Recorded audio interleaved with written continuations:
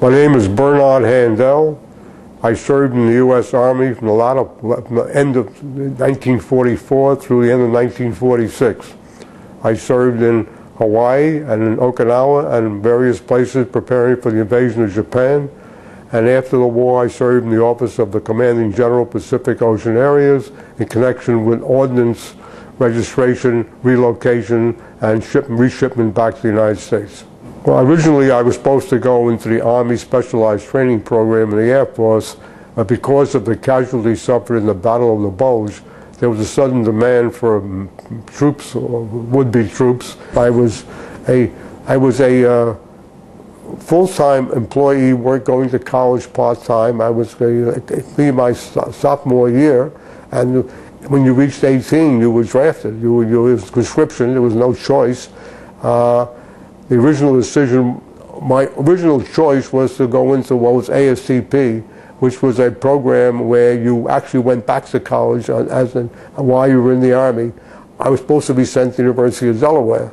And then suddenly the Battle of the Bulge changed all that, and they eliminated all these specialized training programs. I was leading to specialists and put everybody into the infantry.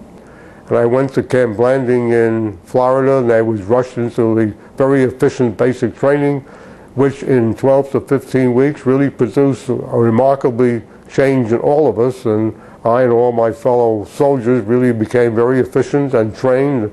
And for a city boy who never fired a gun in my life, I was amazed how efficient they were in training everybody and making us into people possibly capable of fighting in a war. Because I was a college junior and I was thrown in with a bunch of 18-year-old kids who came from all over the country, I became sort of the Cyrano de Bergerac of many of the kids from the South and the Appalachia and other areas. I became their consultant on writing their love letters to their lady friends. This had some advantages.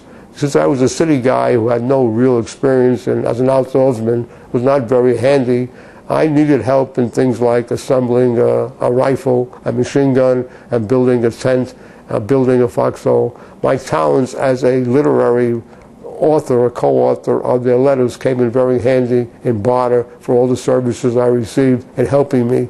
And I must say that many of these people were tremendously nice and helpful and courteous, and the amount of assistance that people gave each other was always impressive in the Army. Well, after we completed our training in Florida, we were sent to Camp Rucker in Alabama as a group. And then they apparently were going to arrange to have us sent to Europe, but the war in Europe came to an end. So suddenly we were redeployed after a short visit home. We redeployed and went on a rather weird 12-day meandering railroad trip across the United States to Seattle. We were then, after this long trip, and we stayed in Seattle at Fort Lawton for a while until they then put us on a troop ship. We sent a meandering zigzag path across the Pacific over 8 days to Hawaii. In Hawaii, we were all assigned as infantry replacements, went to Schofield Barracks, and went on to undergo a very vigorous training in jungle training and fighting in the war in the Pacific. This was after we had been through village training for a war in Europe, so it was a major change in the training policy. And so then we were reassigned after that as infantry replacement. We were shipped to various islands of the Pacific. I ended up in the last stages of the war in Okinawa, and was very fortunate in that the war came to an end in Okinawa, so we had very little of combat experience. Then we started going a long training period for what would be the invasion of Japan. One of the humorous things was the fact that everybody knew of a certain date, such as November 1st. If it was going to be a major invasion, it was certainly the worst kept secret in history, whether that date was correct or not. We went in numerous amphibious landings, preparing for battles in the Japanese mainland. No one looked forward to the war in Japan mainland based upon the vigorous battles put up by the Japanese in Iwo Jima and Okinawa, with the huge American casualties as well as the tremendous civilian casualties in Okinawa. We were doing a landing on August 6, 1945. one of our dry landings, which were very difficult because of the heat and getting water in your boots and making numerous landings on the same day. And we suddenly, one of the other soldiers said to me, "Hey, Joe College," because I was the only college man who had completed 2 years of college in the group. "What do you know about the dropping of a bomb? Could you make a bomb out of atoms?" Having been taking physics in college, I nonchalantly said, "Don't kid yourself. There's no such thing. It's impossible. It never can happen." One of my clear memories of the war, everybody believed me. Then we got back that night, the story had been told that the United States had dropped an atomic bomb on Hiroshima, and of course that led a week later, after the bombing of Nagasaki, to the end of the war. Many of us, including myself, firmly believe that most of us owe our lives to the fact that we never had to invade Japan, and the war came to an end after the dropping of the atomic bomb. We think Truman was a great guy for making that decision. Well, after the war ended, they suddenly started to determine what they would do with us. They were going to redeploy. Many people had served many years overseas back home, and they went through our specialties. I was assigned, based on my accounting background and office background, to the Office of the Commanding General in Ordnance, and ended up in a fantastically interesting job for over a year in finding out where American war equipment was in the Pacific, locating it, inventorying it, and determining what should be shipped back, what would be declared surplus, and what would be abandoned as war losses.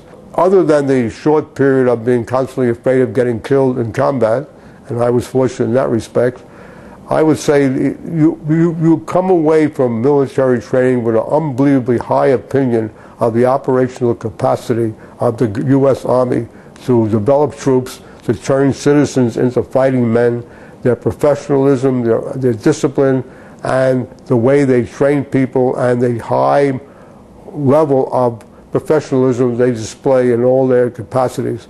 The U.S. Armed Forces are maligned very frequently.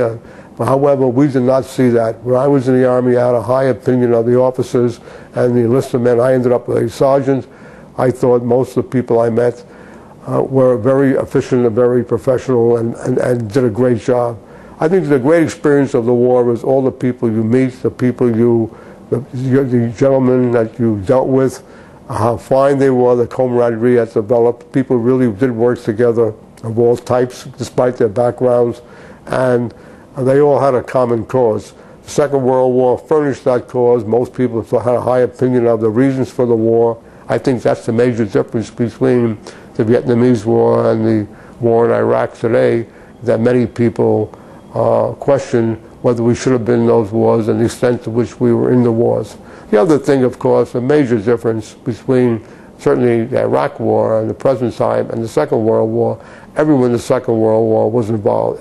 Conscription took everybody of all ages, all people. There was no choice. There was a citizen army completely. Whether that's good or bad is something else. But they were citizens who received unbelievably professional, quick training, which changed them from being laymen into professional soldiers in an unbelievably short period of time. I don't think that could happen again today, because the technology involved in warfare today would make it impossible to really use citizen soldiers in the same way. I think it probably requires a year or two of training today to produce a soldier who can fight under today's conditions. So I think those are the major changes that have occurred since the Second World War. After the war, we lost a lot of friends because of the GI Bill. People did not go back to the original schools. They went many places. It was hard to keep track of people. I have some friends I remember and I knew afterwards, but only a few, and I must say we have kept in contact over the years.